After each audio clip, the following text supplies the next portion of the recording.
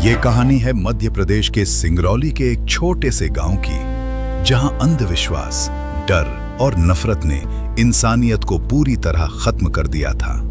उस गांव में एक औरत रहती थी, नाम था रानो।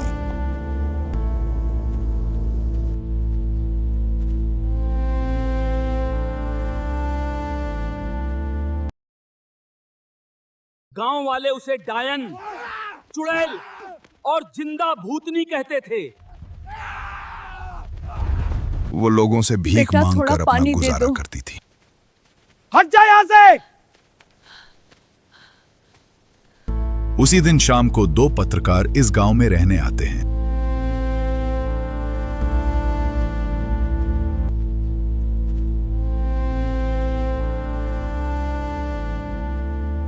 और उसी शाम रज्जो को फिर गांव से भगाया जा रहा था। उसी रास्ते से पत्रकार श्याम और राजू गुजरते हैं और देखते हैं कि गांव वाले मिलकर एक असहाय महिला को मार रहे हैं और वो तुरंत वहां पहुंचते हैं। रुको! ये क्या कर रहे हो तुम लोग?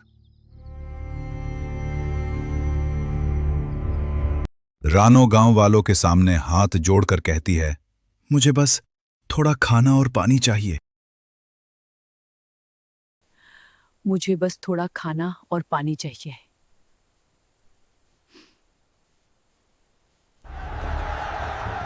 बस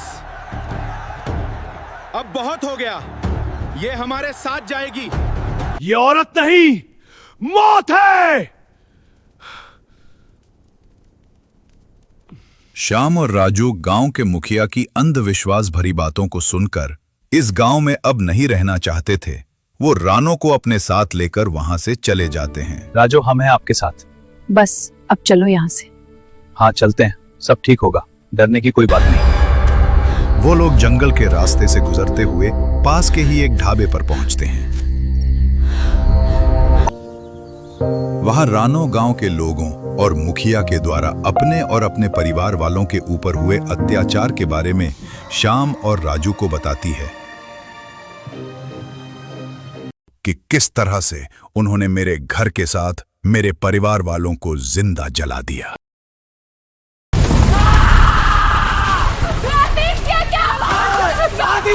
तुम्हारी आशा मेरा परिवार जिंदा जल गया।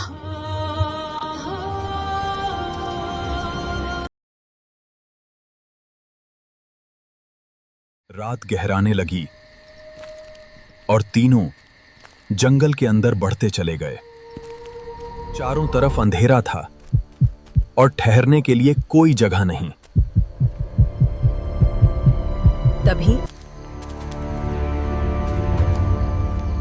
रज्जो ने अपने घर की तरफ इशारा किया। बहुत तेज बदबू आ रही थी। उन्होंने रानो से पूछा तो रानो ने कहा, जंगल है साहब, कोई जानवर मर गया होगा। दोनों थके हुए थे इसलिए दोनों सो गए। कुछ देर बाद राजू की आंख खुली। उसे किसी के मंत्र पढ़ने की आवाज सुनाई दी। वो बाहर आया और जो उसने देखा उसकी रूह कांप गई। रानो अजीब हालत में बैठी थी, खून से सना चेहरा और भयानक मंत्र पढ़ रही थी। राजू डर के मारे कांपने लगा और उसके मुंह से बस इतना निकला, हे भगवान, ये क्या है?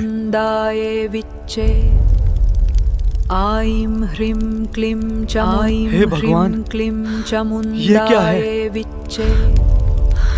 आइम ह्रीम क्लीम चमुन आइम ह्रीम क्लीम ह्रीम चमुन क्लीम दाये विदाये विच्चे आइम। वो दौड़कर कमरे में आया।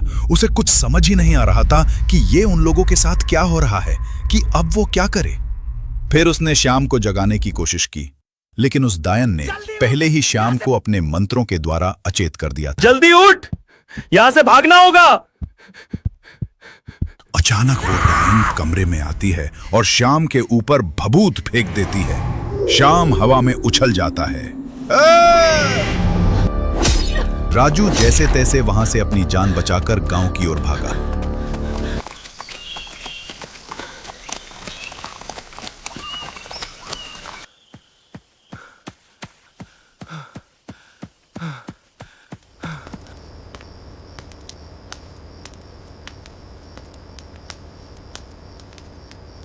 इधर शाम डायन के वश में आ चुका था। डायन उसे झोपड़ी के अंदर ले गई और उसकी बलि की तैयारी करने लगी।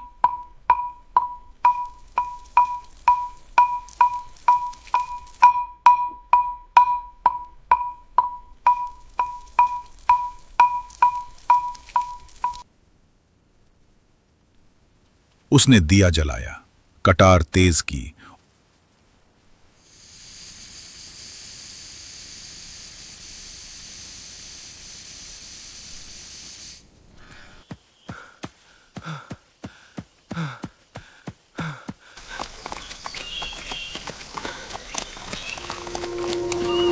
उधर राजू गांव पहुंचकर गांव वालों को इस घटना के बारे में बताता है। वो उसे मार देगी। राजू की बात सुनते ही गांव के सभी लोग हाथों में मशाल लेकर जंगल के अंदर उस डायन की झोपड़ी की ओर तेजी से बढ़ते हैं।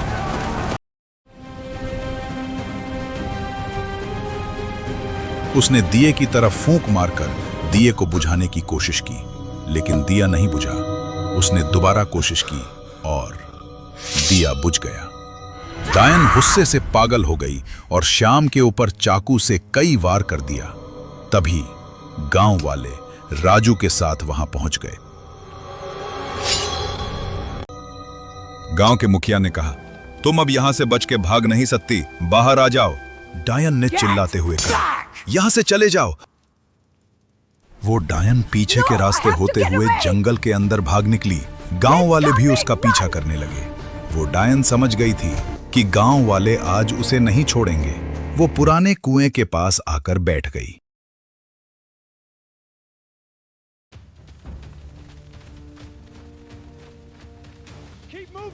गांव वालों ने उसे चारों ओर से घेर लिया। डायन को जैसे कोई परवाह ही नहीं थी। वो आराम से कुएं के ऊपर बैठी थी और डायन ने कुएं में कूदने से पहले कहा, मैं मर जाऊंगी पर वो भूतनी नहीं।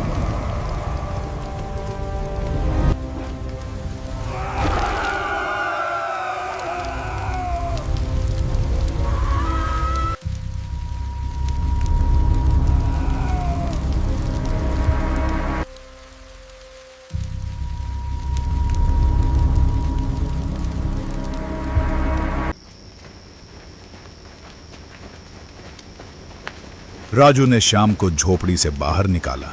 डायन ने उसके पीठ पर चाकू से कई वार किया था, लेकिन समय रहते हॉस्पिटल पहुंचने से वो बच गया। बाद में गांव वालों ने मिलकर उस डायन के तंत्र मंत्र के साधनों के साथ उस झोपड़ी को भी जला दिया।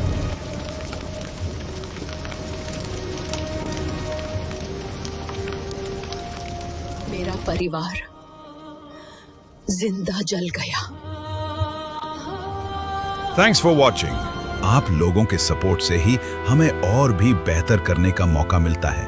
अगर आपको ये वीडियो पसंद आया हो तो वीडियो को लाइक करें और चैनल को सब्सक्राइब करके हमारे साथ जुड़ें, क्योंकि यहाँ आपको मिलेंगी ऐसी ही डरावनी और सच्ची रहस्यमयी कहानियां।